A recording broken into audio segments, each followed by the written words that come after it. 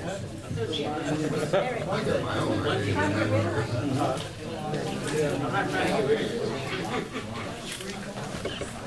I like that hat.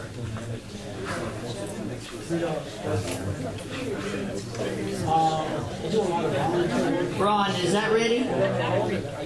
Yeah. Pardon me? It is. Thumb up, okay. About 90 people in there. All right. Since it is a few minutes after 6, I want to thank those of you who have come and shown an interest in our upcoming election. Before we begin, I'm going to ask each candidate to speak for a few minutes as to what I was going to say he or she, but they're all he's.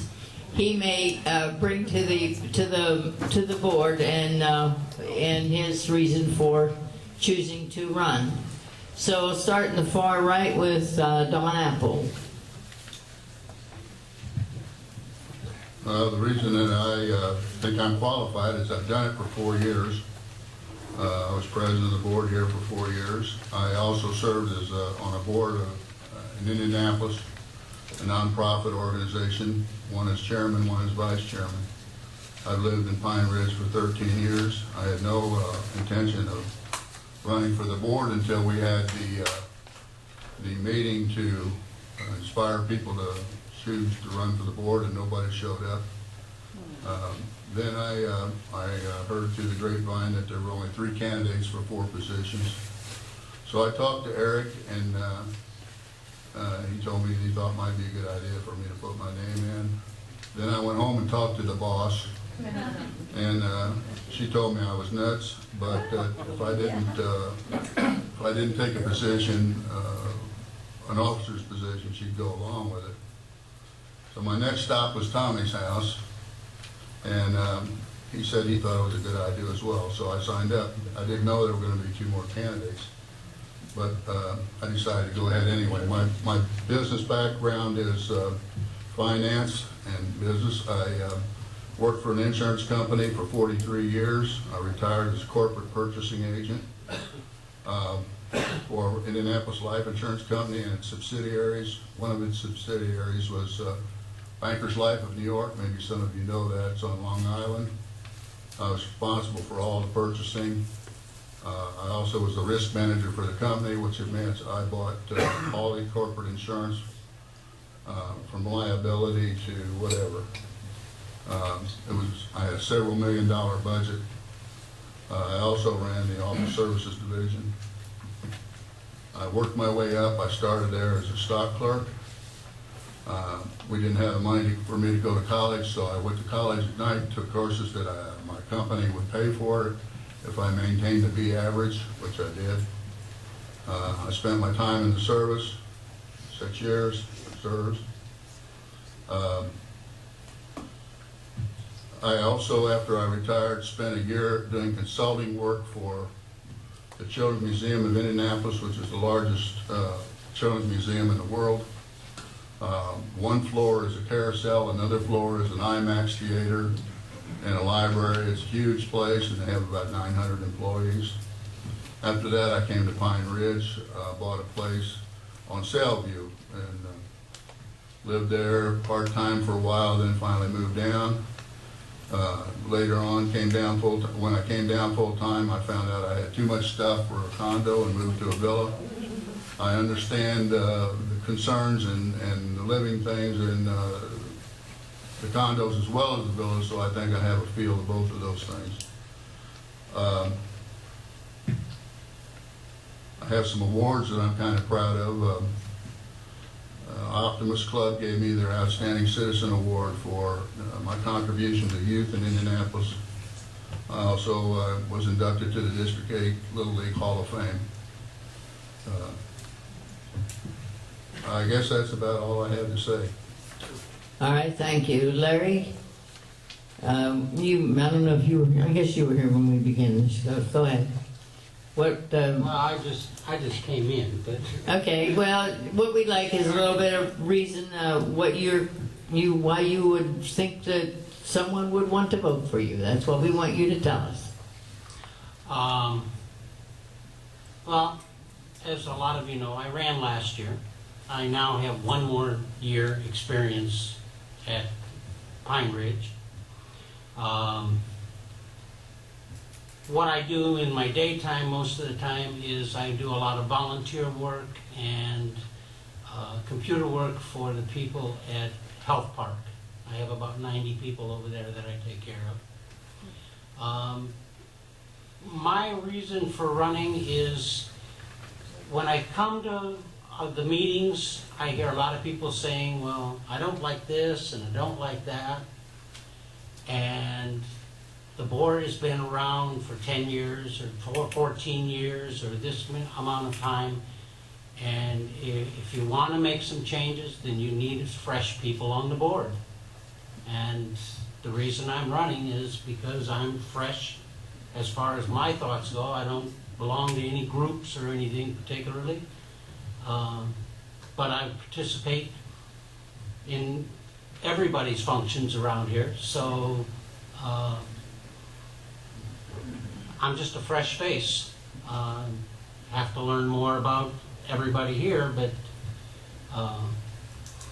I've ran big business. I don't have the fantastic story that Mr. Apple has, but I know how to run an operation. I've been all over the world and I've been all over the country, and I just think I'd be a good candidate for you to vote for. Thank you.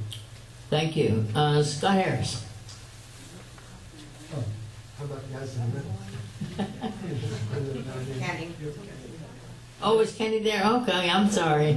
I haven't. All right, Kenny, let's hear from you. Kenny? Oh, are you talking to me? Yes, Kenny. All right.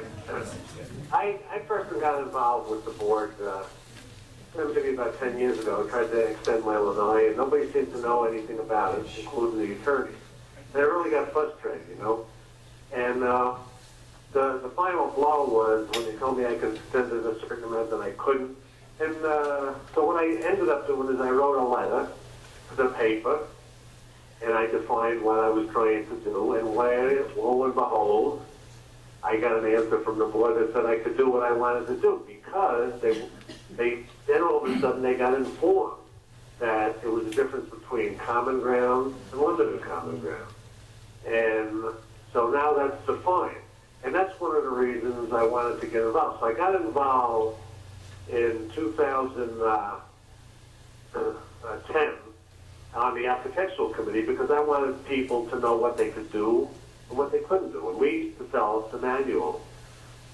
So there was no misrepresentation. Everybody knew what they could do and what they had to do to get it done. And I felt like that's helping the community. And I think that since that time, I've helped a number of residents prepare the documents, and they're not really that difficult to prepare, but some people seem to need a little help, and I've done that. And that's what I want to do. I want to help the community do something or do things instead of trying to tell them that they can't, and that's what I felt was happening to me. So about 2 years ago, they asked me to pick up a term on the board, which I did, and I've enjoyed it, and I think that I've done a good job on the board. I've been the chairman of the Safety and Security Committee, and I think I've taken some steps that help. I kind of pushed for the lighting on the pool because it was an amenity that we were taking away, and now we have back for the community. I also have a background in manufacturing and engineering. I was originally, before I went to college, I was an aircraft engineer in New York, and not an aircraft engineer, but an aircraft mechanic. And so I have some hands-on experience. I became a manufacturing engineer after I went to college, and I did that for 36 years. So I know how it is to deal with vendors and how it is to get things done, and to see if things are being proposed right. I just think I bring that to the community. So I can say I served for 2 years on the Pine Ridge Board, and I'd like to continue to serve the community. That's my story. Okay, Kenny, thank you. Mike, are you there? Yes, I'm here. Can you hear me? Yes. Okay. The reason I want to rerun for the board, I was on, the past 2 years I was on the board, and I learned a lot about how the community runs and who likes what, who doesn't like what. I'm a good listener, and I'm a reasonable man. I can make decisions, I think, based on reasonable assumptions. So, first of all, trying to protect the individual's rights and concerns, and then also, as a community as a whole, trying also to protect their rights. And I'd like to run again on another term to continue the work that we've started with all the improvements and the changes that have been made. And I'm not schooled in being on the board much, except I've raised 5 children and put them through college, and worked at John Deere for 38 years, and have done all kinds of electrical, plumbing, and carpenter work, and built homes and built garages, so I understand anything that comes up pretty much on if anybody has questions on this or that or the other thing, whether it be the plumbing, electrical, or any other type of building issues. And I've been chairman of the Architectural Review Committee, which hasn't had a lot of things for me to do once the rule was written. I think Jerry Long was the chairman of that, and that's always written down. But if there are any issues, and I have, I've gone through the forms and I'm familiar with that. So if anyone has a question, I can help them through that. And I just have a fresh perspective on things because I'm from Iowa and we have a little different thoughts on this and that and the other thing, which may be good or bad depending on where you're from. But I just would like to run for the board again, and I think I can continue to do the job that we started to begin with. Thank you. Thank you, Mike. Okay, Scott, we got took care of the middle guys. Okay, they're short, you can't see. Yeah. Scott Harris, I've been here 11 years now. Microphone. You'd think I'd know more about it. I started then, right? Okay. I've been here 11 years. Started out with the Lake Committee. I moved on to the Landscape Committee. I ran last year when Larry and Carol and some others were first starting to get more interested in the community. Last year was more for altruistic reasons that I ran. I was a little self-effacing and a little more self-centered now. I'm thinking about buying a villa to add to the condo. Oh, I'm sorry. So I'm looking to the future, and some of the present and past members prepared a document and signed it, and it's very clear and lucid. If you haven't seen it yet, you should have a look at it. We were kind of sliding for a long time without realizing it into a bit of a decline. And we started out to do a few things on the Landscape Committee, and we discovered some more serious problems, and other people, other volunteers with other committees started looking around, and we found some more things. And then over the past few years, we were fortunate, not lucky, we were fortunate, some people put in some very hard work, and they brought us back. And I think what could have happened, we could have seen a sharp rise in our fees, or even a lump sum assessment to do. So anyway, a lot of people work very hard. I appreciate it very much. I'm going to continue that. I'm very detail oriented. Most of my working life is spent on the back end of publishing and entertainment and radio. I'm a details guy, technical guy.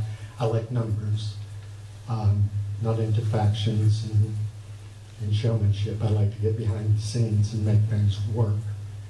And since I'm planning on being here for however long I've got left in the world, I'd very much like to contribute to the effort, and I think I'd be a good addition to the board. And I hope if you'll consider me. Thank you. Thank you. Tommy? Well, I've served on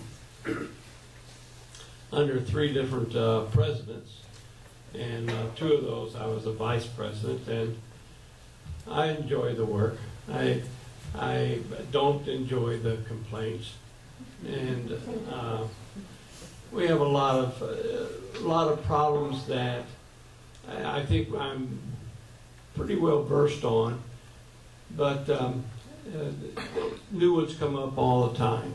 And if you were at the board meeting the other night, we had to discuss the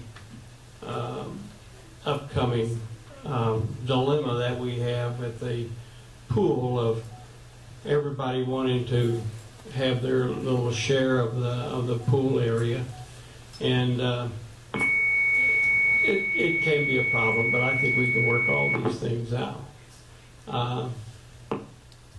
I participate in bocce, which I think is a great sport. I try golf at the Thursday league games. I used to go to water exercise with Lois, but I've had some problems with skin cancer, so the doctor doesn't want me to be in the sun if my shadow is any shorter than me. So therefore, I haven't been back in a while. I've served on several committees. I was head of the architectural review board at one time. I served on the budget committee before I was a part of the board.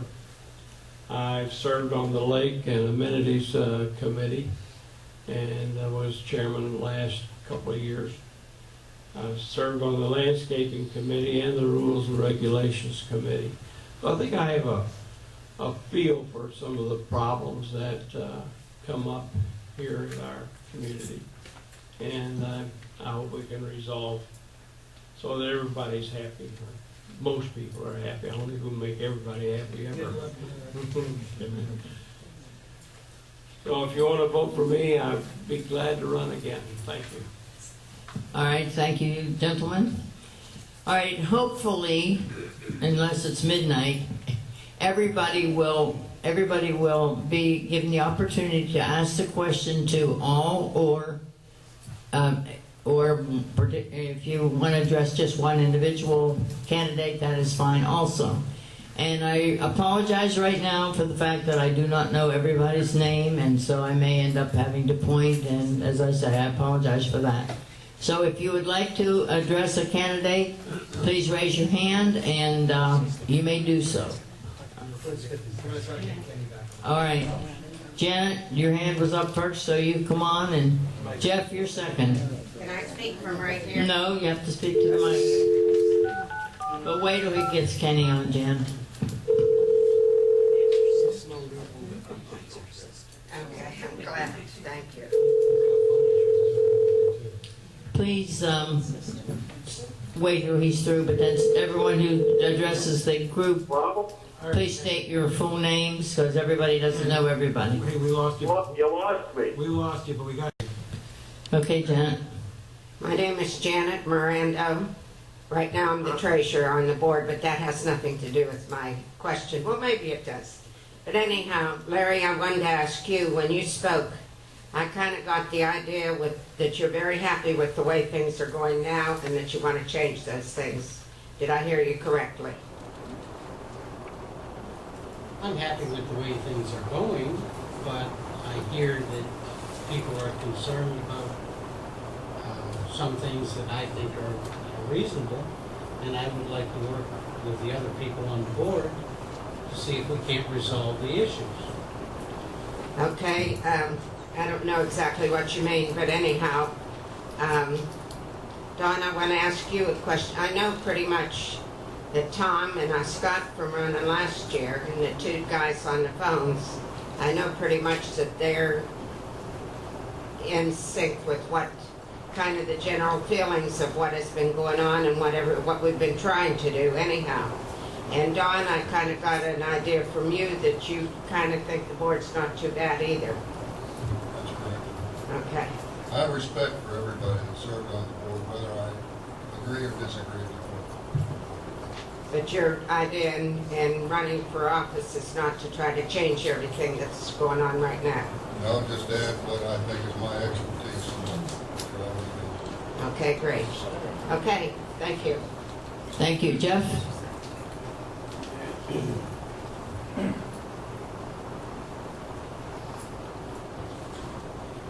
Good evening, folks. My name is Jeffrey Stark. I live over Windsor Club Circle. Been a full-time resident here for 12 years. My question is to all the candidates for the board. There are 10 pages of rules and regulations for Pine Ridge that should be enforced. Rule 1, page 1. The maximum speed limit in Pine Ridge is 15 miles an hour. What will you do to enforce that rule? You want to start with me, Jeff? That'd be fine. I made a couple of suggestions, and Eric and I talked about this a little bit too. Don, please talk into the mic because it's being recorded, everybody. Sorry. It's okay. I'm usually not accused of being quiet. One thing I think you need to do is put identification marks on the cars. A lot of the speeders in here are not Pine Ridge people. And to be able to identify these cars, I think you need those green tags on them. Secondly, I don't think we can become policemen. I'm not in favor of more speed bumps. I think it's a difficult thing. I don't think 15 miles an hour is in my opinion, is a realistic speed limit. But I think it should stay, within 20, 25 miles an hour. Now, one thing I'd like to mention, and I talked to a couple of board members about this. I think there's a very dangerous situation with the new mailboxes. The flowers that come on both sides of it preclude you from seeing the person that's in there getting their mail. I'm coming down Lakeside Club the other day, and a lady parks her car on the opposite side of the road, walks into the mail booth. I see her, and it's lucky that I do, because what's the first thing you do when you come out of the mail? You got the mail in front of you, looking to see where you got the mail from, and she walks right out in front of me. That's one reason, Jeff, that I don't know how you stop in 15 miles an hour, but that's a dangerous situation, and that's about, that's all I can say. Without being a policeman, there is a way of monitoring who's consistently breaking the speed limit, and that is very inexpensive. It's a motion sensor camera, and then you set up a rule saying, well, if you violate this 10 times and your picture of your car is taken 10 times, you get a fine.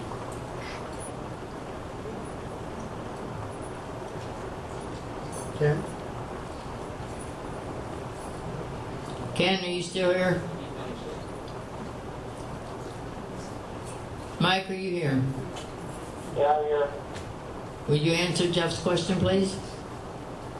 Well, I think the 15 mile an hour speed limit is fine. I don't think it should be any higher. The fact that most people aren't really in that big of a hurry if they just stop and think about what they're actually doing. And I guess if it became a real problem, I would think about adding taller speed bumps for the ones that we do have. They're really not very tall. You can kind of drive over them and not even know it's there.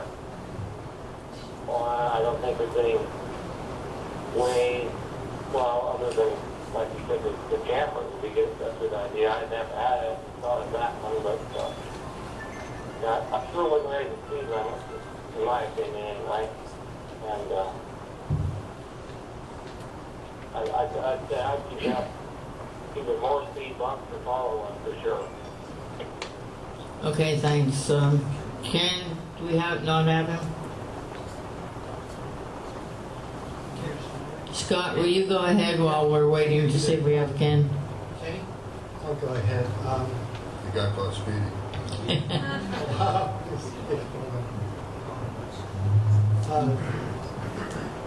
I can surmise that the chances of destroying the chance of a position on the board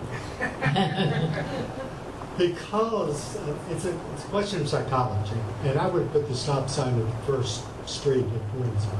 Because the problem is you come out of that crazy traffic in Fort Myers, everybody's flying, you come through that gate, you're still in crazy mode, and nobody slows down until they get, and that's easy to do, you just don't realize how fast you go. Because you come off of Palm Beach Boulevard, and then you come in the gate, and 15 miles an hour, you feel like you could get out and walk around the car. But let's not do that. So to me, it's a matter of education, getting the word out. We don't want to have to try to get we're adults. We don't want to have to get the sheriff in here or a speed camera. Maybe we don't need more speed bumps. We probably don't need more stop signs. Maybe if we could zebra stripe the road a couple of places right after the gate to get people's attention, let them know why it's there. It's like to remember. I mean, you can paint slow 15 on the dirt, you just stencil it in, and when people come in, you got your zebra stripes, your slow 15, and people will say, not on the big street, I'm home, and they can slow down. That's it. But we could go to enforcement and find them. But that seems like a big jump to me from where we're going now. Excuse me, you talking about a rumble strip? Is that No, just paint. Oh, No.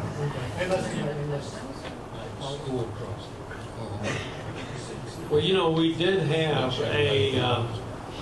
a speed bump about, I don't know how far in it was, maybe 100 feet in, and it people ran over it and spun their tires and did whatever they could to destroy it, and it finally did destroy the speed bump, and it was taken out, and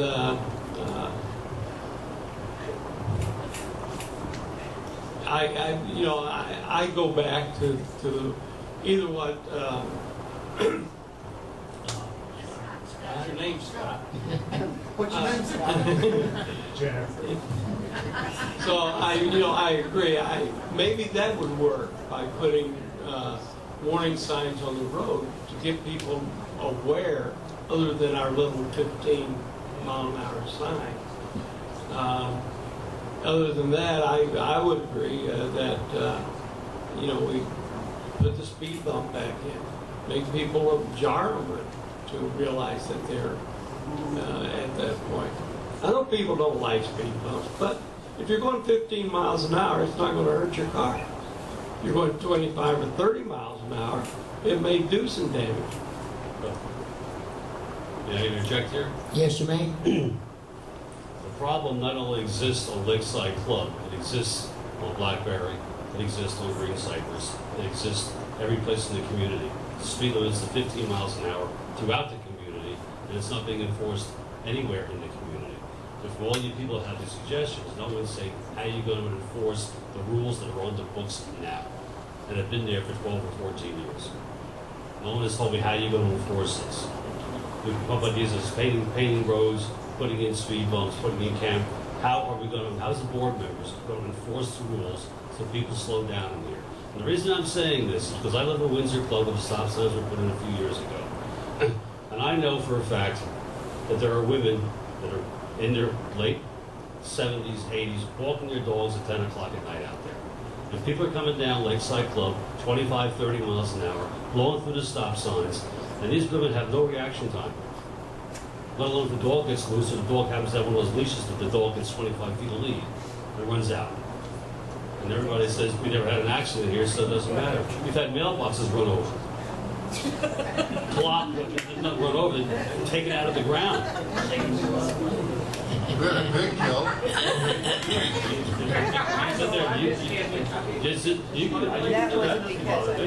But this is a rule in the books. It's the first one. It doesn't have any contingencies to it. It says the speed limit in Pine Ridge is 15 miles per hour. And there is no enforcement, and never has been any enforcement in the 12 years that I've lived here. You're right. It doesn't matter about stop signs, painting, there's been no enforcement, and that's what the question was. What will you do to enforce the rule? I hear you. We had a pig run over when we had the pig epidemic. You got a pig run over. Yeah, so it could have been a person or a dog. Suppose there was somebody standing by those mailboxes that day, getting their mail. I agree. The end of my statement was no fun. You gotta identify them some way. It's simple, I don't know the answer yet. It's simple. Take a picture That's of the them least of your problems. and That's it. enforce a fine. Okay, Kenny, we got Kenny back. Let's him. The question, Kenny, is what is if you are, you as a board member, what are you going to do to enforce the speed limit?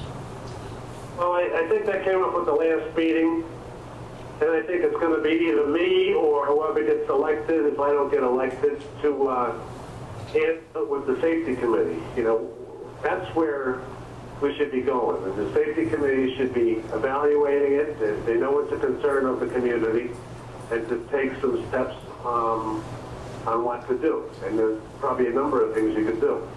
So that's what I would do. You know, at this point, I'm not going to say you should be taking pictures. You should be fining people. I think fining people is kind of ineffective. I think you have to be to the point where you have to, you know, get people to want to do it, and then that's what's going to be up to the safety committee. So that's my answer. Okay, Did you thanks. hear that? Did you hear that? Yes, we did. We're loud and clear. Thank you, Kenny. Okay, thank you. Thank you, Jeff. Bernadette?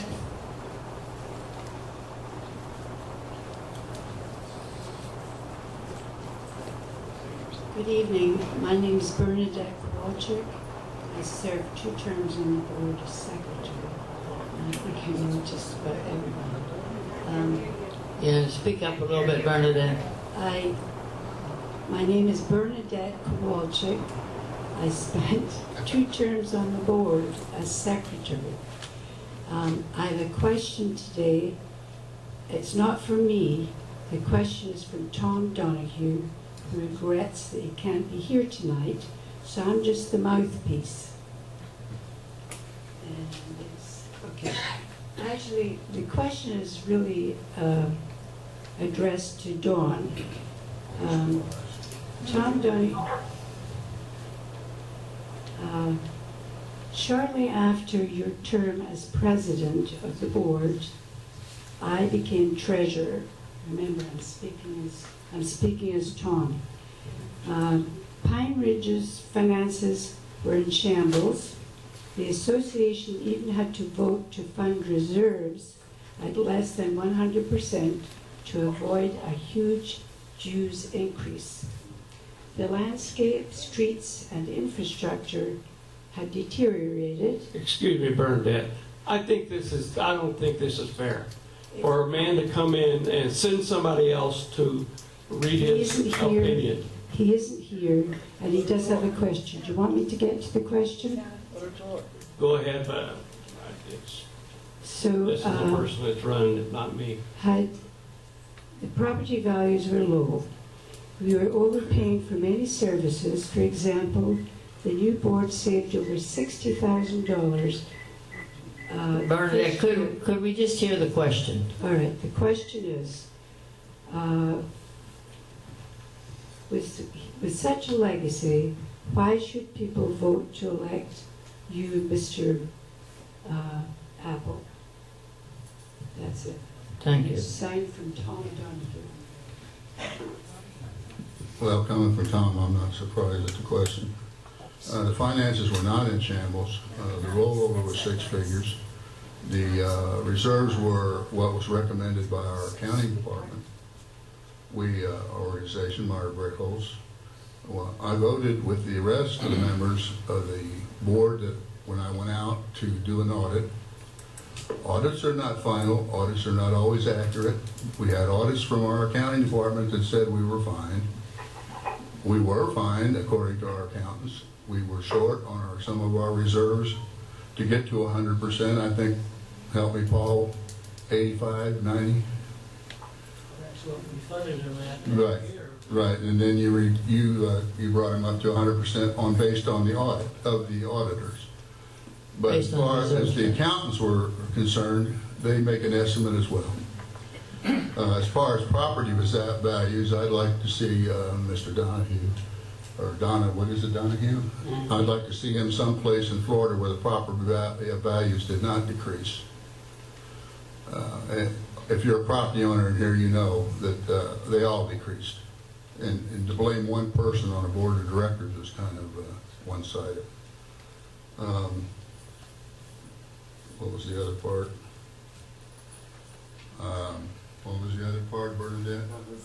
Why should I be, why should I? That was a question, and we did, Uh-huh. we did say that the board had saved over 60,000 the first year by changing the Okay, I'm insurance. sorry, I can't hear. Said that the board saved $60,000 the first year on our hazard insurance premium. All right, and I'd love to explain that one since insurance is my background. Again, this is speculation because I don't know what the board did. Although I've talked to Eric on this on several times, and I think The what company- they did the was com- changed insurance companies. right, you changed insurance companies. I talked to Ron Business about this tonight. It doesn't mean that we have to agree. When you purchase insurance, there's a rating by Best Company. They rate all insurance companies on their strength of financial being, how they can pay their claims. This company that you turned over has no best rating. Now, do you want to believe the salesperson that says that's not important? That's up to the board. In my view, that is very important. Salesmen make their reputation and their sales based on how much the best report is. Is it A plus? Is it A? Is it B plus? Is it B? And if you can go into a person's home or in a business and say, my company's an A plus rated. The company we let go was an A plus rated company. We had been with them for over 20 years. Now, I'm not saying that we should have stayed with them. Not saying that at all. What I am saying is one of the things is there's very few companies that will take a condominium association that's over 25 years old. So you have very few choices. One that we dropped, one that we picked up. Now, there's one other thing. When you have a company that doesn't have a lot of financial stability, the way they get their money is called reinsurance. And they go out to a lot of other companies and they said, you'll take 10% of Pine Ridge's money, 20% of Pine Ridge's money, 30%. So if there's a claim on Pine Ridge, you're going to pay 30%, you're going to pay 20%, you're going to pay 10%. Am I making this clear? Mm-hmm. Okay, when there's a claim, you go to these reinsurance companies and you say, I want my money. Well, they may have 60,000 people to claim. And you get in line. And because they got 10% of your business, they really don't give a damn what order you come out. So, the company that we dropped had reinsurance, but not nearly what this company has. This is one of the things that I think I can add to, and I've sat down with Eric and we've talked, and he has a good understanding. I know that we paid a 1% increase this year. 1% doesn't sound like very much. Claim in here in 50 years, even during Hurricane Charlotte, 2001 was it? 2001? 2004. All right, thank you. Okay, the only, Let me finish. Although we had things that were damaged, like our tennis courts and other things, we didn't file claims. And we didn't because we didn't want our insurance to go up. But guess what? Our insurance went up anyway. So, this is my view. There are other views. Some people don't think the ratings mean anything. I can tell you from a business point of view that they do. I know that the company I work for dropped from an A+ Superior to an A, and we were all told that our jobs depended on getting that back up to an A+, because our salespeople were going out every day in the field and saying we're competing against A+ companies when we dropped to an A. Well, I understand you know insurance very well. My question is, though, we had Brett Holtz. No, what was the name of the You know, Myers-Brett is our Yeah, accountant. right. Who's the insurance company? I don't remember. Anyway, we had several pieces of property, garages, etc., that weren't even listed on the policy. And that was from, as you say, That- an A1 company. That was from the board before. No, but what I mean I is, caught the one about the garages. yeah, but that went on for quite a while. Yeah, but we weren't paying for them, and nothing happened, so it came out of our favor. But no, it shouldn't have happened. Right. And I was the one that caught that. Okay. Well, that was my question. Thank you. Bob?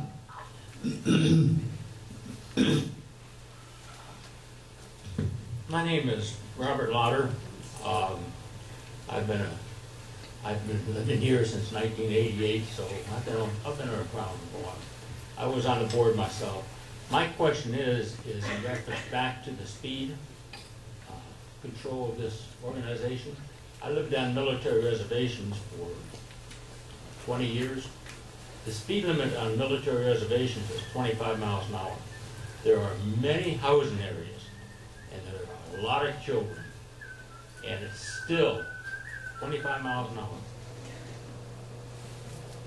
The people that live here walk on both sides of the street at the same time. They walk down the center of the street.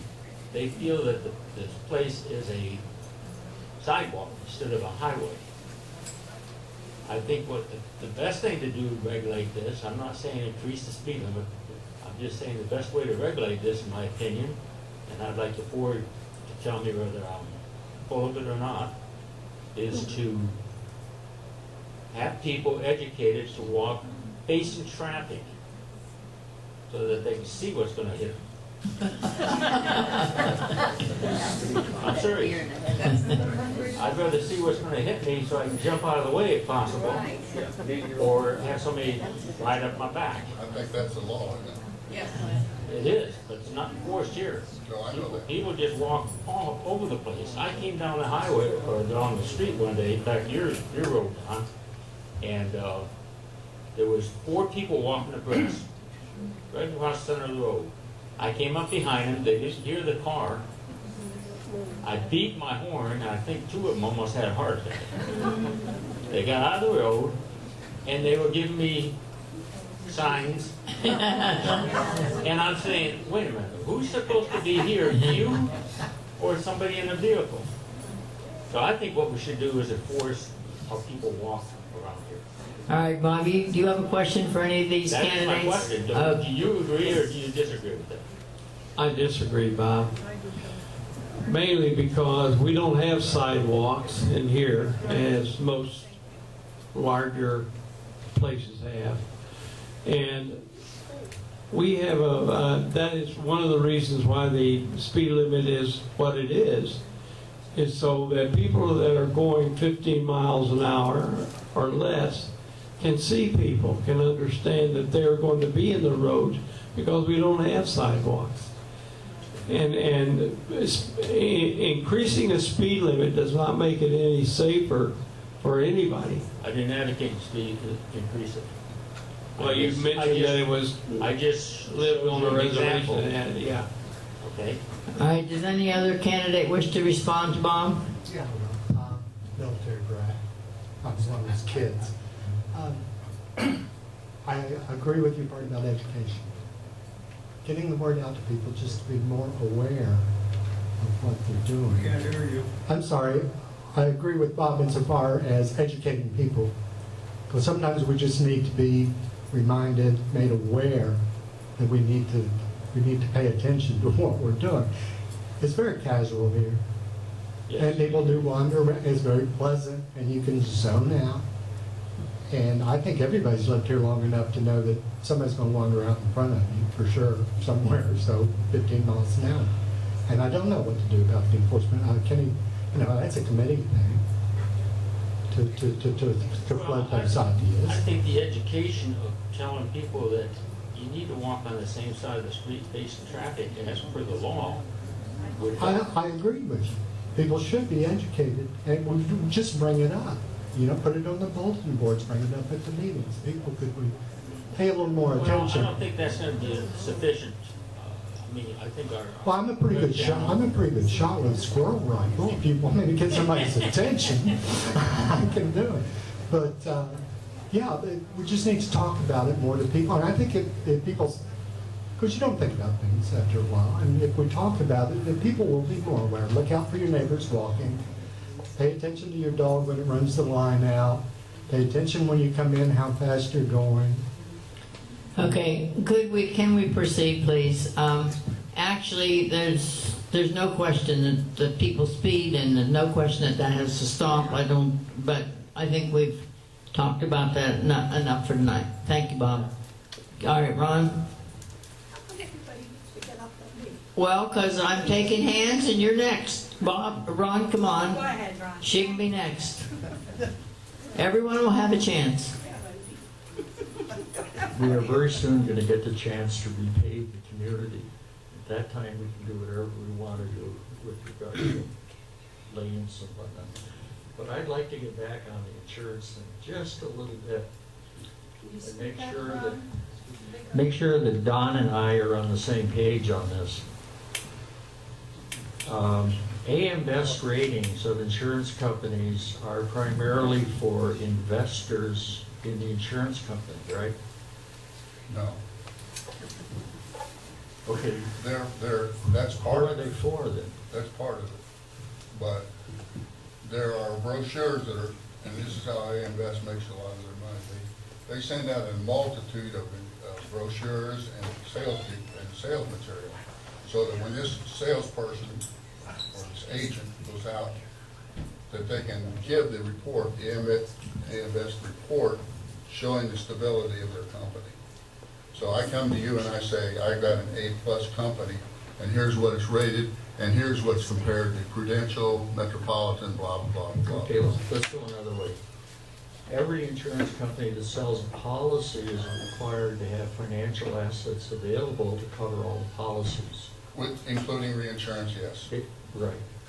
And so there is some difference between companies as to how much capital asset they have and how much reinsurance they have to purchase. Right. Absolutely. And each state has a different commissioner which regulates it. Right. And so what you were saying was that the company that was charging us some tens of thousands of dollars more was a better deal for us because it was rated more highly? I was saying because they had a more stable financial picture. Okay. I'd like you to look at my data. Send it to me, I'll look at it. All right, thank you. All right, ma'am?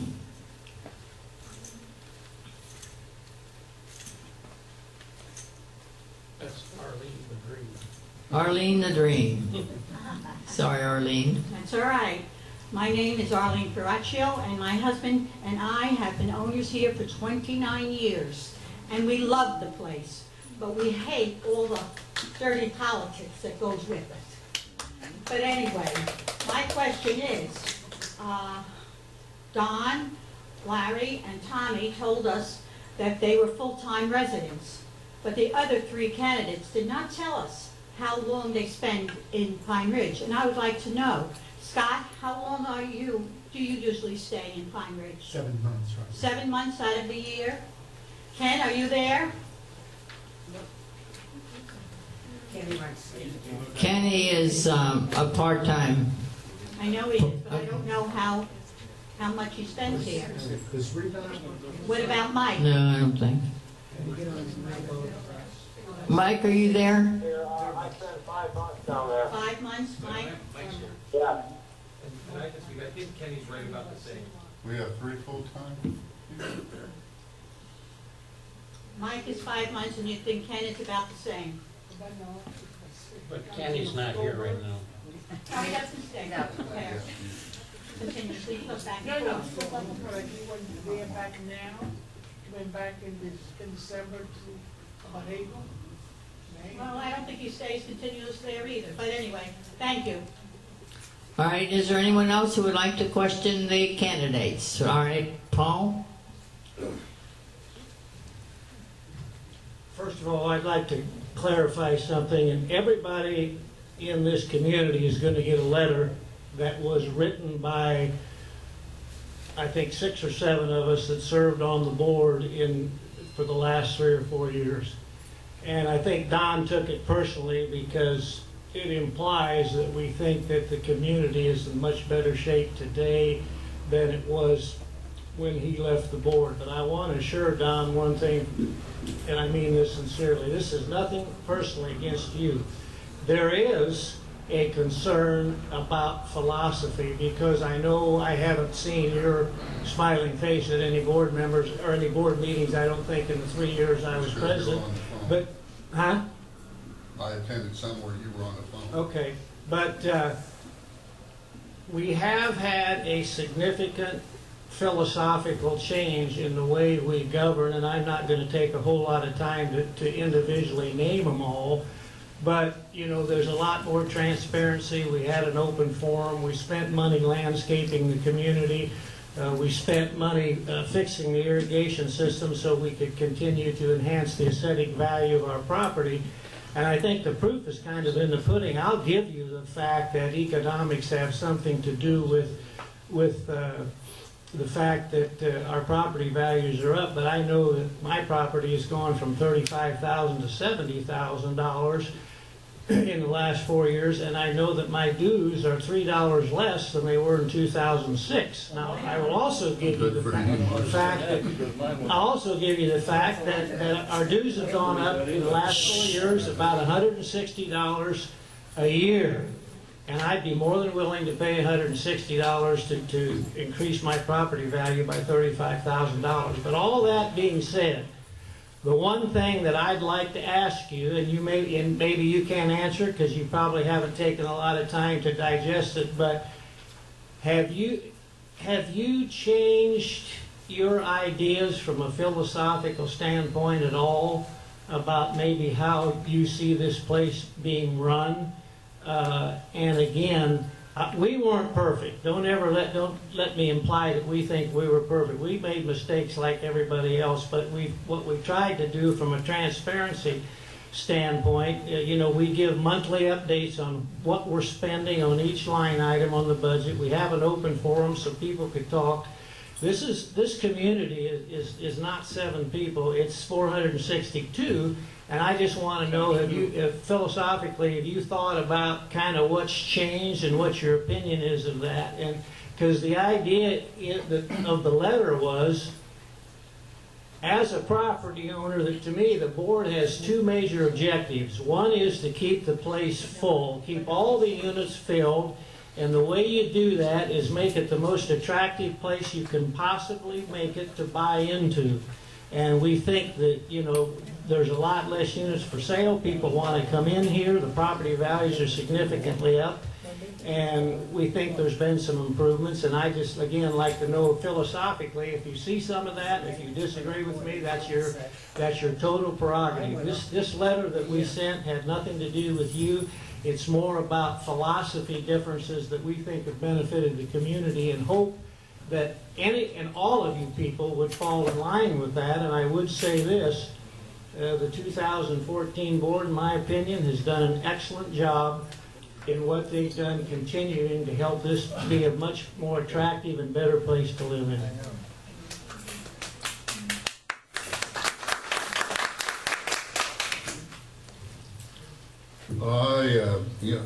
Philosophically, you mentioned that about 8 times, and so I got to understand that. But I don't know which one to take first. First, I'll take not coming to the meetings. I think you know why. Because you and I, Ron Business, sat at the Cracker Barrel over an issue that I was privy to, and told you that I would keep my mouth shut on. And I did. I've kept my word for all these years, and I thought it would be very difficult for me to come to these meetings and keep my mouth shut over that particular item. So I have not. I have not. I kept my word to you. I kept my word to Ron. Have I not? To be honest with you, I don't know what you're talking about. I really don't. I'm talking about. I'm saying you're probably right, but I don't have a clue what you're talking about. Okay, I'm talking about ballot boxes and different things. For the good of the community. I'd like to hear. All right, I'll go on. No, I gave him, well, I talked to Mr. Bisness tonight. He and I discussed it. He remembers it quite well. But anyway, I made you a promise. I kept my promise. And to do that, I had to stay away. I did not want to interfere with your meetings. I did the best I could. Now, as far as what I was concerned about personally, I don't know how anybody would understand what I was concerned about personally, except me. And what I was upset about was, and Tommy, you can take over this whenever you're ready, was not me, but was respect for the boards that I was on. I thought it was disrespectful to all the boards that I was on, and to some of the people that I served with are sitting here tonight. Tommy was a vice president, Skip was a secretary, Nora was spent many, many years on the board. Eddie Edwards is deceased, Bob Lauder, Ron DeFeo, Ron Bisness, Paul, you were on those boards. I won't say that one. Bernadette was on. Kathy Cambier, Bubba Fialco, Carl Pyatt, Bill Byers, and on and on. And I felt like whenever it was in this letter that was, I'll let Tommy discuss that, but I thought it was cowardly, and I thought it was written by one gentleman, had a part in there that in the 4 years I was on the board, attended, as far as I know, 3 board meetings. He was burned severely in an accident. There was no way in hell he could have been here to judge anything about the board meeting. However, his wife was on the board meeting, was on the board. And her name was Blessing, you might remember her. As far as property values, I stand with what I said before. As far as dues, mine have gone up $350. I've discussed this with, I'm in combo 1, I kind of got they went up $17 a quarter this time. And I haven't complained about that. As far as the place looks, I think it looks great. As far as what's in that letter, I think somebody forgot about the committee. In fact, you were on it. They got the first heated pool in here, but not what the thing says. You and I and Ron and Don, grab the mic, please. You and I and Ron and an engineer named Wilson Burns, and we spent $60,000 for the whatever you want to call it, relining of the pool. I could go on and on about the things that were accomplished in those years, but to be disrespectful to those board members before you, I thought was wrong. I still think it's wrong. Too many good people, too many. That took the job, put in the hours, got a lot of heat from people that would never do anything at all, volunteer for anything. I recall, and maybe you, Paul, and maybe you, Ann, recall some of these things too, like the call at 2 o'clock in the morning from a drunk that lost their keys and wanted you to come down to the office and let them in. Maybe, you know, I won't even go into a lot of the others. But you're going to have differences, and you're going to have differences of opinion, but you can't disrespect the people that put the time in. And there's several of them sitting in here tonight, and I tip my hat to them. So if you're going to disrespect me, go ahead and go for it, but don't. Whether it's either Ron, or whether it's Bob, or whether it's Skip, or whether it's Tommy. I think that's about all I have to say. Tommy, you want to answer some of that? Yes, in case you don't know what's going on, this was posted on our website. This letter that supposedly was going to be mailed to everybody through, apparently Donahue's going to foot the bill for it. but he published it on our website, and as Don mentioned, it seemed to. I talked to Paul about this, but to me it seemed like it was directed at anything that was not prior to 2011. But we all made the wrong decisions, and we made mistakes. You know, and, God forbid us we ever don't make mistakes, but. This when this letter came out, it just rubbed me the wrong way, and to me it was just dirty politics, and I don't I just can't agree with something like that. I think it's, if you want to say something positive about people, go for it. You know, build a person up all you want to. But do not knock down other people, because whether they deserve it or not, this is not what we're all about.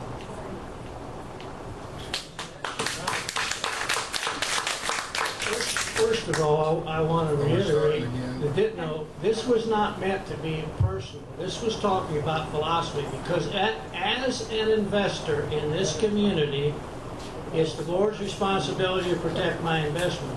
Philosophically, the things that have changed in the last 3 or 4 years have done that very well, and I want to make sure that at least the board takes into consideration retaining some of those philosophies and some of those expenditure philosophies, so that we, it's great that nobody in here, everybody would love to see the dues stay the same.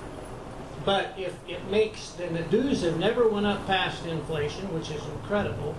But in order to make this place and protect my investment from a selfish standpoint, and everybody's in here, I'm hoping that everybody can kind of see what's been done and retain that philosophy. It isn't trying to bash anybody. It's saying, look, we changed from point A to point B.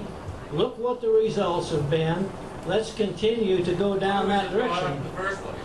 Why was it brought up in the first place? All right, Next board does something that the previous board doesn't like, or the next board doesn't like. Okay, let's. I have one more, one of Paul's comments that I forgot to respond to, and that was decor at the meetings, and I believe I talked to Ann last night about how well I thought the meeting was run. But some things you have to understand, and I will take any blame that anybody wants to put out for it. When I took over the board, the previous board had a no-talk policy. Some of you may remember that.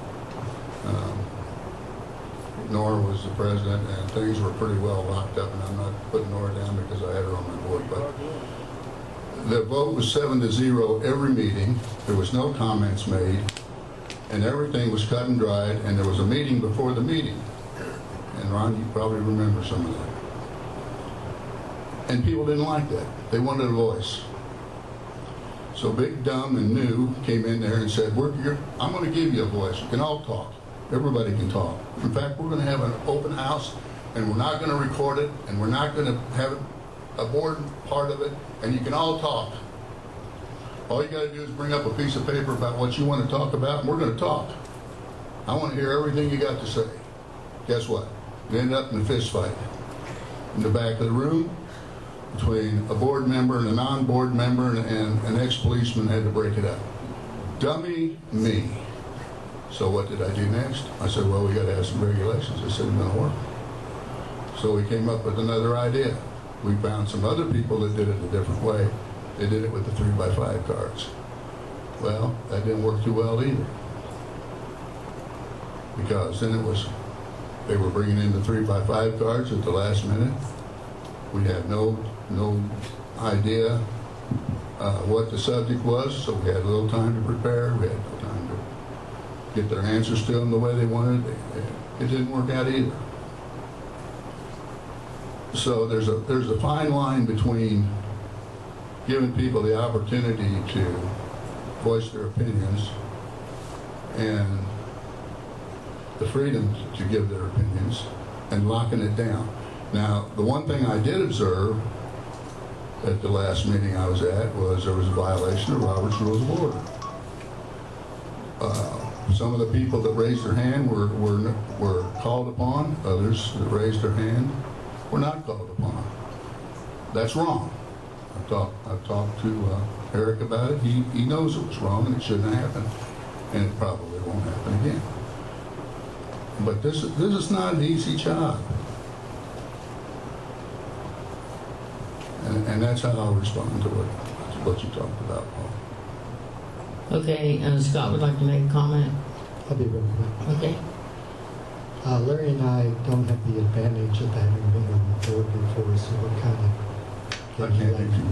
get left out. Larry and I haven't had the advantage of being on the board, Don, so we're getting left out here. And there's a lot of others. I'm getting all the questions. I hope you get the rest of them. Good luck. But what I want to say is my idea. They were talking about the philosophy of the community is yes, let's continue it, and yes, real estate is coming back. But if we slide, if we're a slum, it's going to pass us by. And a lot of good work is being done. This place is beautiful. There's a beautiful place on the market over here on Blackberry. It disappeared for 3 days, and they were asking top dollar. So this is. Okay, thank you. All right, let's see. Carl? Yeah, go ahead. Can I make a comment? Yes, sir. Yes, sir.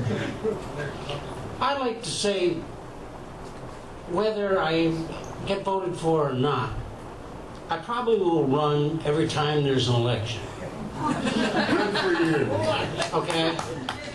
But I want to, particularly, I haven't even read this letter, but I see who the signatures are. And last year when there was an election, I was the target of Tom Donahue. Yes. And my family was told this year that I didn't have to worry about being his target because Don Apple, who I don't even know, is the target this year. And I think we're dealing with a man here that just, he likes to make somebody a target and then doesn't show up to be face-to-face with the person. The year before that, it was the man with the business.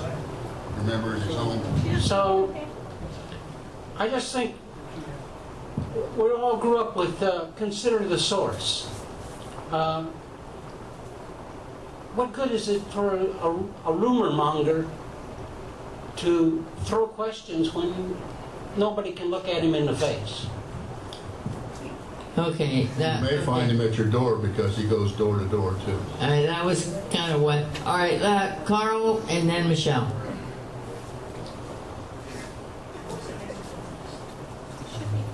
Okay, my name is Carl Pies. I live on Blackberry. I've been on the board maybe four terms, something like that. I was president, vice president, recording secretary, and never took treasurer. I think this got out of control. A lot of this stuff here was, in my estimation, is baloney. Okay, it's political. Shouldn't have been addressed here. That's not what this board is for. That's not what the new board is going to be for. It's going to be to run this place. I think the board members, your job is to run and maintain the community, not to build castles. Just run it, maintain it, and protect our investments. I served on a board with Don. We didn't always get along. I served on the board with Nora Harmon, and we didn't always get along. But that's healthy. It's healthy when you don't get along. There's been times when Don peed me off and I peed him off. I had Nora Harmon crying for crying out loud sometimes. I didn't mean to do that, but we disagreed. So I think it got out of control today. And I don't think we accomplished what we should have accomplished by asking the members here what they're going to do in this community. I believe in transparency. Okay, that's one thing I think that we should have, transparency in the community. You should be able to find out what's going on. You should be able to discuss things with board members. and come to a meeting and not be afraid to get up and talk. And a lot of people are afraid to get up and talk. Most of the decisions are made out in the swimming pool. That's why I don't go to the swimming pool. Because when I was on the board, you go to the swimming pool to relax and enjoy the pool, the water, the sun, and everybody be trying to bleed your mind of things that were going on and complain about this and complain about that. Nothing's going to be perfect here. And I just want to say that I hope that whoever gets elected, that you'll think about transparency, about letting us know what's going on. I think you have a good chance of having a good board. So I just got a little upset about, I don't think we accomplished anything here tonight. I mean, I know most of you, but I really don't know what your objectives are for if you get elected to the board.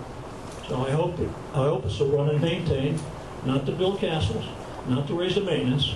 I did hear something tonight that did interest me, though. Somebody said that their condo went up from $35,000 to $70,000. Yeah. Well, my God. I mean, I paid $90,000 for my villa. I hope it went up to $180,000. I'm going to tell you right now, I'll sell it tomorrow. I'll sell it tomorrow. Also, not only my maintenance didn't go up $3.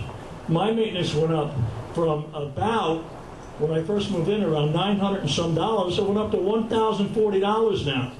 Okay, and that was in the last couple of years. Now that's not to blame that's not to blame the board. That's just the way things are. When Donahue, I think it was Donahue, was involved in this thing, when he was involved with the board, he restructured this somehow. He took everything that Hovnanian built, when they came in here, they built the structure. And he was one of the instrumental people in saying that, well, the structure wasn't right. And they rebuilt it. Now, I don't totally understand it, because I'm not an engineer. I don't know how to engineer these communities. But I thought it was wrong at that time, and I think it's wrong now. So I just want to say thanks for showing up, the ones that did. And what's his name? The one who was on the phone before? Kenny, great guy. I mean, I talked to Kenny when he first tried to get the porch put on the back of his place, and everybody told him that he couldn't have it. I got all the documents. Anybody want the documents? I got everything. I got elevations. I got everything you want to know about Pine Ridge. I got the documents. I got the elevations. I went back. I told Kenny. I sent it to him. I faxed everything, sent it to him. He come back, sent it back to the community, and proved that he was allowed to extend his lanai another 6 feet. So I think you should do that. You should work for the people. And I hope you do. Thank you for the time. All right, does anyone else have a question of any particular candidate? That pertains to... It's totally off it's into a different subject. Is that all right? The purpose, as Carl mentioned, we've got off the track.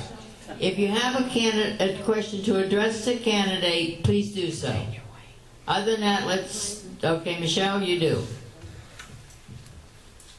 My name's Michelle Camp. My husband and I have been here for 14 years, but it's only since he's retired, like 4 or 5 years ago, that we've really kind of gotten involved in coming to meetings and that sort of thing. Having come to some of the meetings, it has been frustrating as a person because you want to say something.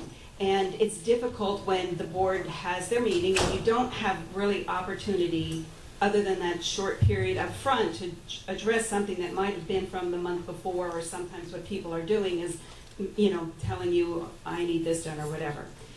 This is my question, and this would be for everybody, particularly those who are not here year-round, because as a year-rounder, I personally don't necessarily feel like we have great representation.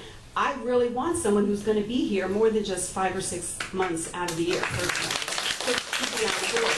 It is difficult to hear people when they're just on the phone and all that other stuff. We get into all that razzmatazz. But my question is this. And it's kind of for each of you or whoever wants to respond to it, what can be done as far as not at the board meeting, but maybe once a month or once a quarter, you have sort of an open house that gives the community opportunity to come in and ask questions. It's not under Robert's rules, it's not going to interfere with your board meeting, but you have an opportunity for people to come and talk about these issues with a board member, so you don't have to get bombarded at the pool or when you're trying to enjoy the amenities yourself. Because I can respect that you know, you're here to enjoy it too, and you don't want to have to answer all questions, and it's just you and your one board member. But if one or two board members once a quarter would consider coming together and saying, hey, this is the, not meet your candidate, but this is an open forum that says we got issues, especially when you know there's stuff going on or there's going to be stuff going on. So I guess for each of you, would you consider something like that? Is it a good idea? Is it a bad idea? That's what I have to offer. And I'll say I'll respond to you, Michelle. You know, this is very difficult because one time we had an open forum, as Don said, during the whole meeting, and it got into just shouting matches, people yelling at each other and cussing each other. And, you know, if we could work out something that is civilized, I don't see why the open forum problem is a problem. You're always... It's a time issue, though, Tom. You mean a half an hour? No, that's what I'm saying. I think it's a time issue. There's a limit to how long people want to be here for the board meeting. So that's why I'm saying not at the board meeting. I mean, you can keep the board meeting the way it is with issues that get brought. But I'm just talking generally when people have things they want to be talking about. There was a couple of meetings ago, there was discussion made. I had a question, I wanted clarification about what was being spoken about that I couldn't ask in the front end of the meeting because I didn't know anything about it, you know, and I just wanted a simple clarification, but you don't get to have that. So that's the only reason I'm saying something that's once a quarter that just allows you... Well, maybe we could institute the forum before and after, rather than just pre, and then you could answer your question. I just want the opportunity for that, so however. I understand that. Well, usually the board members are here to answer questions at the end of the meeting anyhow, you know, after the meeting has been adjourned, so that really has... Go ahead, Don. Order, you know, this is what I tried and failed at, but anytime you have 3 or more board members, you've got a board meeting, whether you want to call it an open forum or whatever you want to call it, and Eric's shaking his head, yes, you've got a legal board meeting, and you take minutes and you have to do it. It's a board meeting. Now, when you got all these guys missing, if you do, then the guys that were left, I guess you could go ahead and.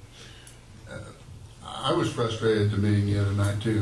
There's a couple things I wanted to say about the barbecue things that we used to have that rusted, but I feel your pain. We could go back. I don't know what the board wants to do about it, but maybe we could go back to the question and answer period afterwards or something. Maybe we try the 3x5 cards again, Paul. I don't know. It's a tough answer. I can't give you. I've tried, like I said, 3 or 4 different things. And if you had everybody in here being ladies and gentlemen, you would have no problem. But even the little music thing that we had the other night, you saw the difference in opinions rise to the, you know, you had people getting angry. But I'm just going to say this one thing. And No, you don't have to. I think what happens is people get frustrated and you hear murmuring because you can't say anything. So you get the murmuring and all this blah, blah, blah, blah. That's why I'm thinking if we had an opportunity somewhere that the board members are willing, and if it can't be more than 3 because you don't want to constitute a board meeting, I get it, but where maybe just 2 people or so are willing to say, and it doesn't have to be the same people each quarter, you know, different, that way we all get to know. If you come to the community that on a quarterly basis, we get a little bit more of what's going on. What is your philosophy? What's going on up here? I would challenge Eric on that to figure that out. Well, you know, I'm really here as a moderator, but as a board member for the past 4 years and as president this past year, you know, we all have telephones, we have email, and often people have corresponded with me in that way. plus that Eric is here all the time to help solidify things and clarify things for you and for all of us. And you know, as Don said, you know, there has to be a happy medium. Last meeting, I accepted a few comments from, I as president accepted a few comments from the audience, which I should not have done.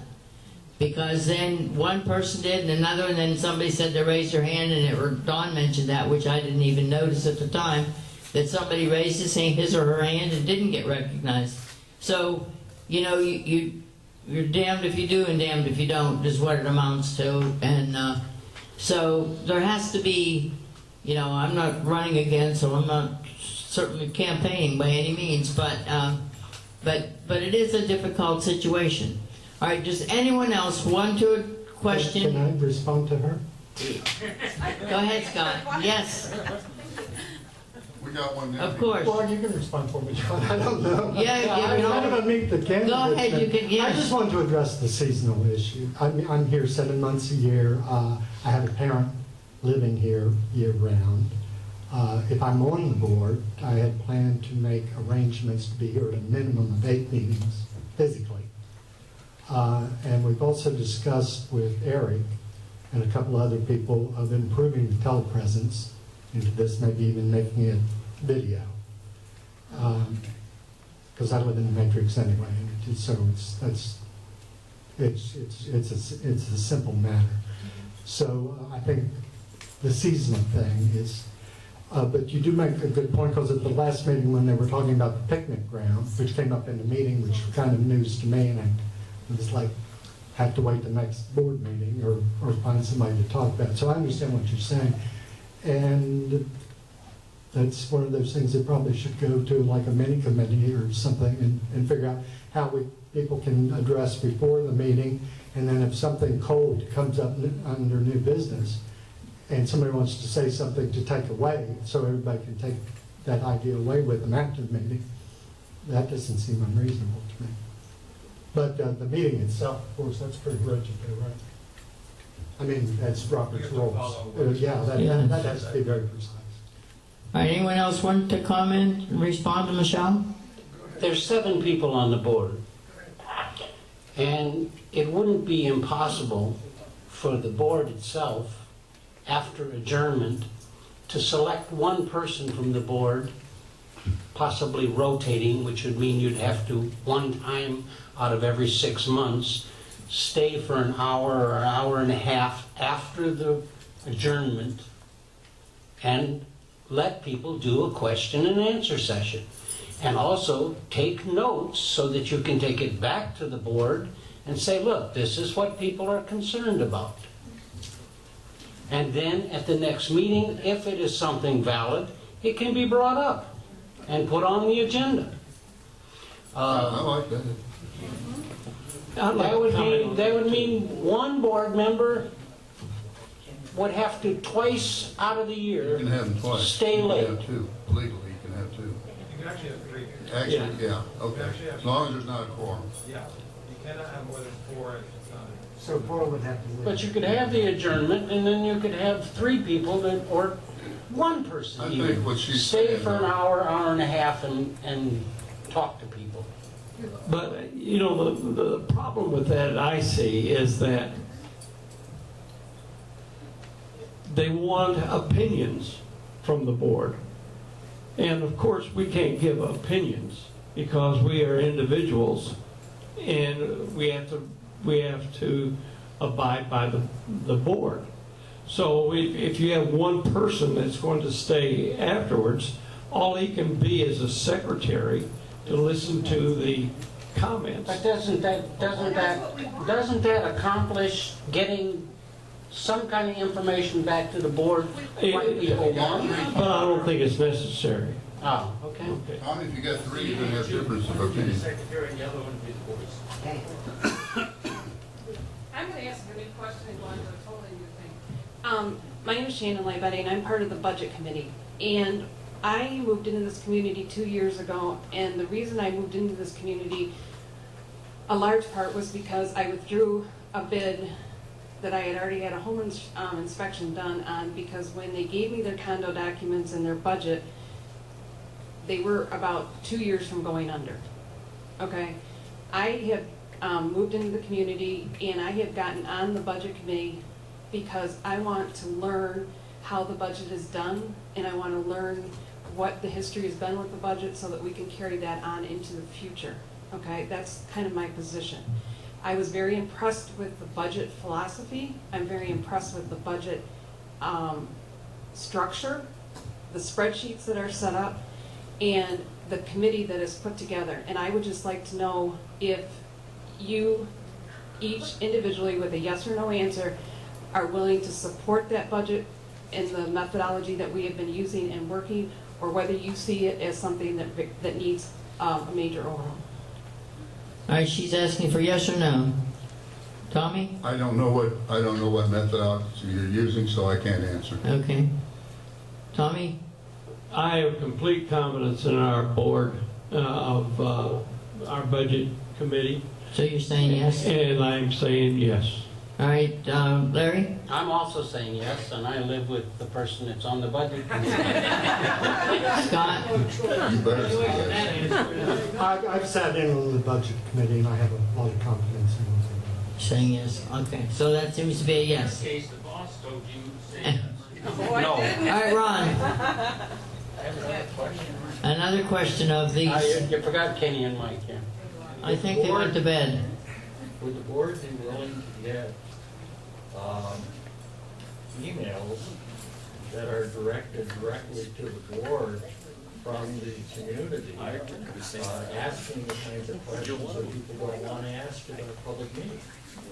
Because if the board wants that, I can set that up in about 20 minutes inside of the website. So all Michelle would have to do is log into the website, make an email to the board, log something, and I would vote. But somebody else would curate. Whatever we wanted to do, it's very easy to communicate with the board if we use the existing website. Are you asking? But somebody would curate it and bring it to the board wouldn't have to go looking for it. No. Well, So it doesn't get overlooked. they have to get on the website. Well, yeah. They have to have an email. To organize, just to organize, and so nothing gets lost in the shuffle. Are you asking everybody, Ron? All right, just Eric would like to comment. I am here every day. We do have a process. If you have questions, many times I'm able to answer. Sometimes I'm not. Sometimes it is a board decision or something that the board is still thinking about and deciding, and it's coming up soon. But any issue that you have, you can come to the office. I'm here every single day, during the week. And if I can't answer the question, or if it's a request that I can't accommodate, you're more than welcome to put it in writing to the board, and I would even help you do that. And we'll get it in the hands of these guys, and they'll consider it. We'll get you an answer back as quickly as possible. So we do have a process in place to handle that type of thing. And yeah, it's not a meeting like this where they're all sitting up here kind of in a town hall fashion, but it is a process. It is effective, and we can do it that way, and that's the way we have been. It's not only a question, it's to give opinion, because they are our representatives, and sometimes as a community, you want to just be able to give your opinion about things. And in that case, I advise people to always put it in writing, either in a letter or an email, so we make sure that these guys always have it. But Michelle, am I wrong in saying the frustration comes during the meetings when there's a point brought up and you say you didn't understand it or you have a question? So that can't be done before the meeting, Harry. That has to be done during the meeting. And on your point, Ron, I vote yes.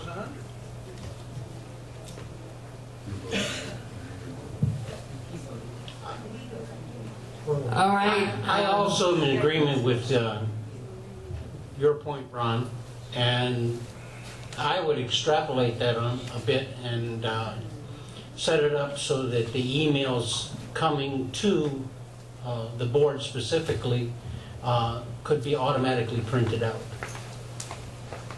All right, we have everyone through with that response? All right, another question? Hi, I'm Steve Longren, and I've lived here for 3 years, so I'm one of the new people. And just as an outsider observing, and I've been on the web committee, worked with Ron on that. I'm going to make 2 comments, and then I do have a very specific question for everybody. Okay? One comment that I think we're frustrated with is it's very difficult to enforce a rule when you don't have a way to enforce it. Okay? So, in my opinion, you guys are wasting a ton of time talking about speed limits. Okay? Because either enforce it by bringing the police in and write tickets, or don't enforce it. You know, it's not a rule if it's not enforceable. It's a guideline to live by. Bring in the police, we have to pay them. Well, then it's, if it's a big enough issue, we should pay them. Okay? So that's, I'm just making a general point. It's just, we've spent a lot of time on that issue. The other thing that I was not an advocate of in our website today is this open forum and the ability for people to post letters and make a chat. And I was very vocal with that when I first joined the committee and told Ron, I said, being in the communication business, that's character assassination. And that is not where we need to be. And if you have a problem with somebody, walk up to the person and say, I got a problem with what you're doing, and work it out. But when you start this social media stuff and people are sitting around in their condos and just writing notes, that's a bad thing. So it's just my opinions on those 2 issues. So the question I wanted to ask each of you is, what do each of you think are the 2 biggest challenges that we need to solve as a community in the next 5 years? Very simple. Just what are your 2 biggest challenges that you're concerned with? Well, and that's the stuff I think you should be thinking about. You know, and I know there's some things I'm concerned about, as you know, and then just I'll offer that and I'm going to sit down. I think we have a communications nightmare on our hands here. As this community gets younger, I'm 61. If you want to attract people my age, you better have good high-speed internet service. And we got Comcast cable rotting all over this place. And pretty soon, we're not going to be able to stream anything and connect to anything. So I think that's a major problem for our community. And I'm hoping that the board's going to address that in the coming years. Because pretty soon it's going to break. You know, and Eric and I have talked about that. So I'm interested to hear from each of you guys. If you're elected, what are the 2 things that you're going to do to try and make our community better? What are the biggest concerns you have? Wow. Which wow is starting first? I mean, I'm not a communications expert, but I guess I have to vote for that because he's got me convinced. And I agree with him on the social media issue. I think we left ourselves open for some liability issues on that, especially when we put our masthead above that, indicating that we were representing Pine Ridge. Well, a few people were representing Pine Ridge, when actually that wasn't the truth. The other thing is how we spend our money. A friend of mine told me the easiest thing in the world is spend somebody else's money, and I agree with that. And it's like government, big government. You know, you got this pile of money, and what do you spend it on? You got to look down the road as well as what you've got right here now, and decide what you're going to do with it. Some people, the biggest thing in here is the pool. Other people, the biggest thing in here is the landscaping. One of the things I look at most is the roofing. That's, when I left office, every roof in here was 10 years old or younger. Well, that was a lot of years ago. Are we properly funded? I don't know. That's one of the things you need to look at. But what are you going to spend your money on? What do you, not just today, but down the road? And that's one of the concerns that I have. I want to just get the answer of what do you think we need to spend it on? So I'm just asking for 2 challenges. So I don't want to go over history of what we've been doing and all that stuff anymore. We've done enough of that. Right. I want to do forward thinking. I think the challenge is to look down the road on how we're going to spend our money. I mean, right now, you know what our current situation is. What are the 2 things that you think we need to do different? I think we need to take a better view of what we're going to do in the future. Right. That's my answer. All right, Larry, would you like to comment? Come on, man. Eric and I have had some discussion on the technology level, and I'm one of the younger guys that are involved in technology. And what I do know is that this community, up to where Comcast comes in, is on fiber optics, and beyond that, it's on wires that were put in 1980s, which weren't made for high-speed transmission of communications. I spent 20 years in third world countries. And the country I went to first was India, and when I went into a little village to make a call back to the United States, the guy took a crank and went zzz and said, calling Bhopal, and plugging plugs into a switchboard. 10 years later, everybody in the country had a satellite phone.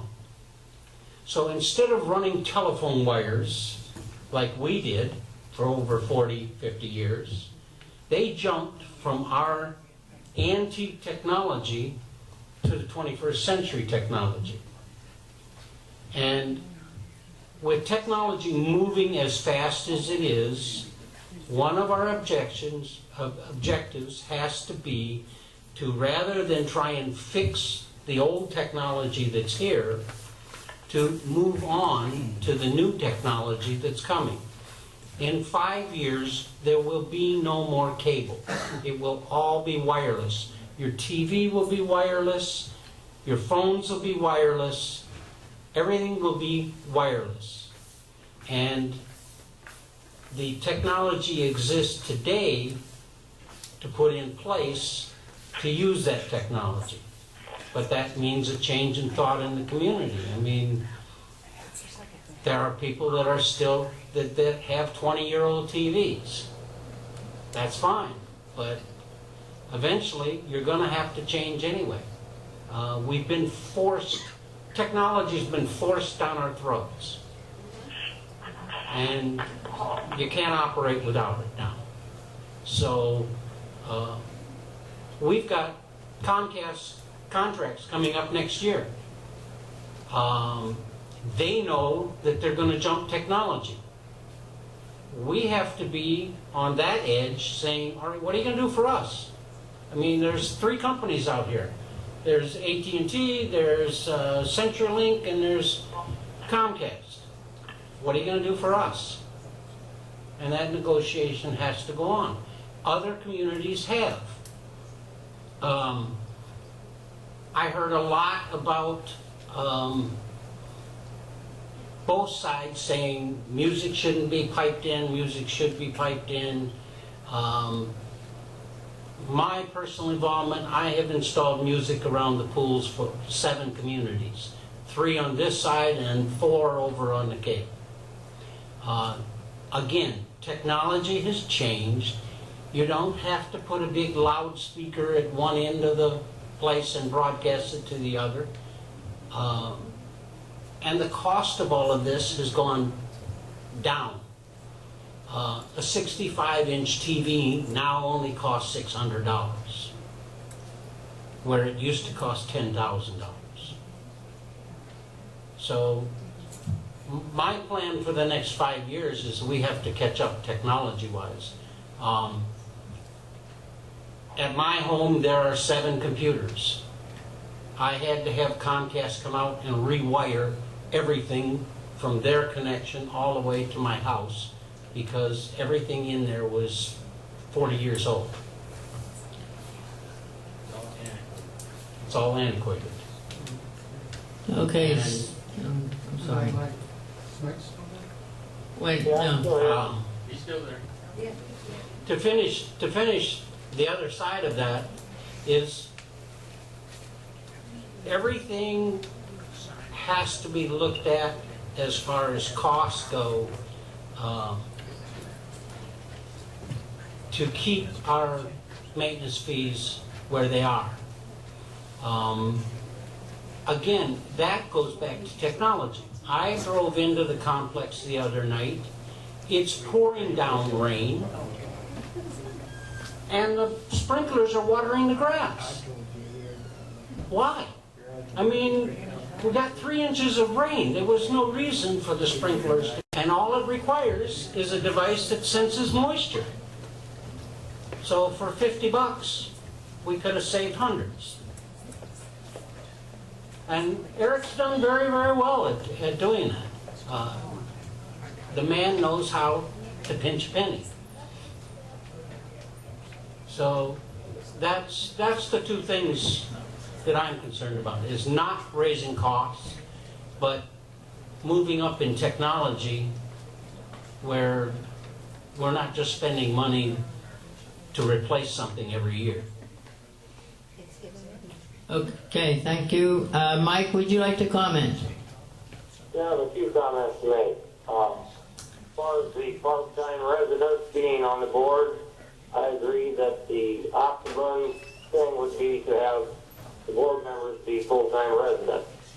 Now, when I originally ran for the board, there was no opposition to me because there wasn't, no one else wanted to run for the board, so I was asked to run, and I did. And then once I've been involved, I enjoyed the fact that I could work with people and get things done. And so with the technology of being the way it is, I don't think that's a big problem, but I do agree that the board members would be best if they were there year-round. As far as the goals for 5 years, I would have to go along with keeping the cost down and upgrading the technology also. All right, Mike, thank you. Scott? Okay, two things to think about in the future. The budget is looking good, and that's what I would concentrate for. That would be my obsession, would be the budget, to keep it where it is. We're a fixed income community, not just individually, but as a community, we've only got so much coming in, and keeping track of it. Another problem I have looking forward is we haven't had a hurricane in a long time. And we're not talking about that much anymore, and I'd like to, I know, the gremlins are always listening, but that's what worries me. And one of the things I'd like to concentrate on is make sure literally all our ducks are in an order, so if the worst should happen, we don't get any rough surprises. The technology, yes, that would be nice. If we could go WiMAX or something. I don't even need the cable TV because everything is coming down. If I want any kind of speed, I got to go to my phone for 4G because I've got DSL. I mean, it's pretty bad. So yeah.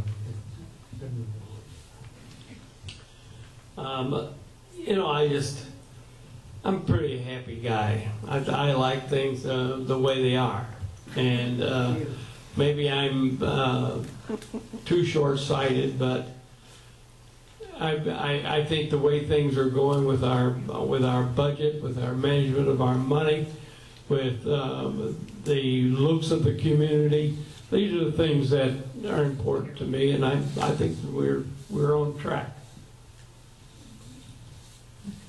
That's nice to hear.